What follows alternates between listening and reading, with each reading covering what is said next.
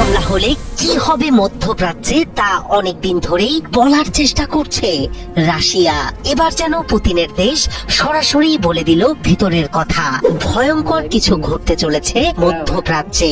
Iran আমেরিকার মধ্যে কূটনীতির দরজা পুরোপুরি বন্ধ না হলেও ভিতরে ভিতরে দাবানলের মতো বিস্ফোরিত হয়ে মুখোমুখি অবস্থানে দেশ দুটি। আলোচনা হলেও মেলেনি সমাধান।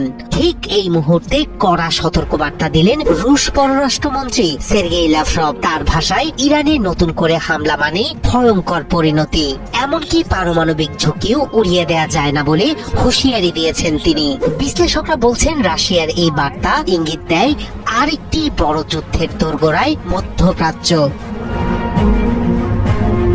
যে কোনো সময় ইরান ও আমেরিকার মধ্যে সরাসরি সংঘাত শুরু হতে পারে, এমন শঙ্কা জড়ানো হচ্ছে কূটনৈতিক অচলাবস্থার মধ্যেই। এই উত্তেজনার মধ্যে কঠোর সতর্কবার্তা দিয়েছে রাশিয়া।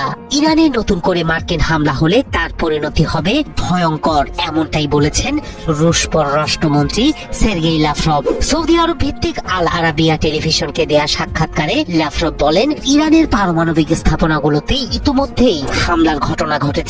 এসব স্থাপনা আন্তর্জাতিক আণবিক সংস্থার তত্ত্বাবধানে ছিল, ফলে সেখানে হামলা মানে শুধু সামরিক ঝুঁকি নয়, পারমাণবিক দুর্ঘটনার আশঙ্কাও তৈরি হওয়া। তার ভাষায় এর পরিণতি অত্যন্ত ভয়ঙ্কর।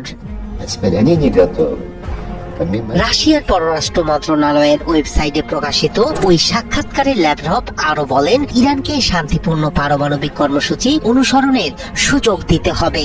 সমাধান আসতে পারে কেবল ধৈর্য ও আলোচনার মাধ্যমে। নতুন করে হামলা হলে অস্থিতিশীল হয়ে পড়তে পারে পুরো অঞ্চল। লাভরভ জানান, উপসাগরীয় আরব রাষ্ট্রগুলোর প্রতিক্রিয়াও পর্যবেক্ষণ করছেন তিনি।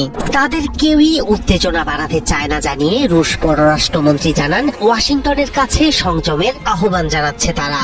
উপসাগরীয় আরব রাষ্ট্রগুলোর বার্তা স্পষ্ট, এমন কোন চুক্তি হতে হবে যা ইরানের আইনগত অধিকার ক্ষুণ্ণ করবে না, আবার নিশ্চিত করবে যে তেহরানের পারমাণবিক কর্মসূচি পুরোপুরি শান্তিপূর্ণ।